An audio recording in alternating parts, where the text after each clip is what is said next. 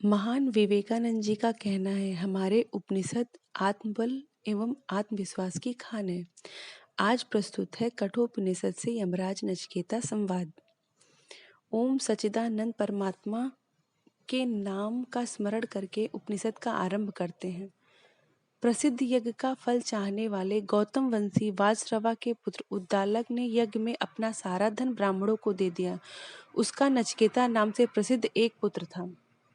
जिस समय ब्राह्मणों को दक्षिणा के रूप में देने के लिए गायें लाई जा रही थी, उस समय नचिकेता ने देखा उनके पिता जरा जीर्ण गायों का दान करने वाले हैं। नचिकेता विचार करने लगा, ऐसा दान करने से दाता अधम गति को नरक को प्राप्त करता है, अतः मुझे पिताजी को सावधान करना चाहिए। यह सोचकर वह अपने पिता से बोला, पिताजी आप मुझे किसको देंगे? उत्तर न मिलने पर वही बात दोबारा तिबारा कही। तब पिता ने क्रोध में आकर बोला, मैं तुझे मृत्यु को देता हूँ। यह सुनकर नचिकेता मन ही मन विचारने लगा कि मैंने ऐसा क्या आचरण कर दिया जिससे पिताजी ने क्रोध में आके मुझे ऐसा कहा। यम का ऐसा कौन सा कार्य हो सकता है जिसे आज मेरे द्वारा पिताजी पूरा करेंगे? संभव है पिताजी ने क्रोध के आवेश में ही ऐसा कह दिया हो, परंतु जो कुछ भी हो, पिताजी का वचन तो सत्य करना ही है। परंतु पिताजी अभी पश्चाताप कर रहे हैं, मुझे उन्हें सांत्वना भी देना आवश्यक है। इस प्रकार नचिकेता पिताजी के पास जाकर बोले, हे पिताजी, आपके पूर्वज पितामह आदि लोग जिस प्रकार का आचरण करते आए हैं उस पर विचार कीजिए। वर्तमान में भी श्रेष्ठ लोग जैसा आचरण करते हैं उस पर भी दृष्टिपात कर लीजिए। फिर आप अपने कर्तव्य का निश्चय कीजिए। यह मरण धर्म मनुष्य अनाज की तरह पकता है, अर्थात जरा जीर्ण होकर मर जाता है और अनाज की तरह पुनः उत्पन्न हो जाता है। अतएव इस अनित्य जीवन के लिए मनुष्य को कभी कर्तव्य का त्याग करके मिथ्या आचरण नहीं करना चाहिए। आप शोक का त्याग कीजिए और अपने सत्य का पालन कर मुझे ही मृत्यु यमराज के पास जाने की अनुमति दीजिए। पुत्र के वचन सुनकर उद्दालक को दुख हुआ, परंतु नचिकेता की सत्यपरायणता देखकर उन्होंने उसे यमराज के पास भेज दिया। नचिकेता को यम सदन पर पहुंचने पर पता चला कि यमराज कहीं बाहर गए हुए हैं। अतएव नचिकेता 3 दिनों तक अन्न जल ग्रहण किए बिना ही यमराज की प्रतीक्षा करता रहा। चौथे दिन जब यमराज लौटे तो उनकी पत्नी ने ब्राह्मण बालक के आने एवं 3 दिन रात भूखे प्यासे इंतजार करने का समाचार सुनाया। पत्नी की बात सुनकर यमराज तुरंत नचिकेता के पास गए और पाद्य अर्घ आदि के द्वारा विधिवत पूजा करके कहने लगे, हे ब्राह्मण देवता, आपको नमस्कार हो। आपने जो 3 रात्रियों तक मेरे घर पर बिना भोजन किए निवास किया, इसके लिए प्रत्येक रात के बदले एक एक करके 3 वरदान मांग लीजिए। यमराज ने जब इस प्रकार कहा तब पिताजी को सुख पहुंचाने की इच्छा से नचिकेता बोला, हे मृत्युदेव, मेरे पिता गौतम वंशी उद्दालक मेरे प्रति शांत संकल्प वाले, प्रसन्नचित्त, क्रोध एवं खेद से रहित हो जाएं और जब आप मुझे वापस भेजें तो वो मुझ पर विश्वास करके मेरे साथ प्रेम पूर्वक बातचीत करें, और यह मैं अपने 3 वरों में से पहला वर मांगता हूँ।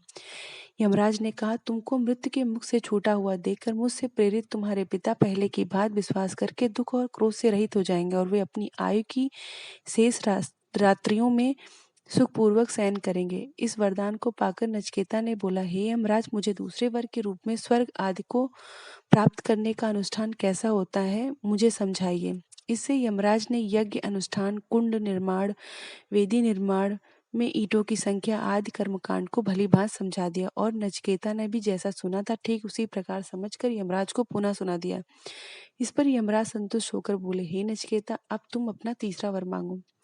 नचिकेता तीसरा वर मांगता है, हे प्रभु, मरे हुए मनुष्य के विषय में कोई तो यूं कहता है कि मरने के बाद यह आत्मा रहता है और कोई ऐसा कहता है कि नहीं रहता है। उसमें जो निर्णय है वह आप हमें बतलाइए।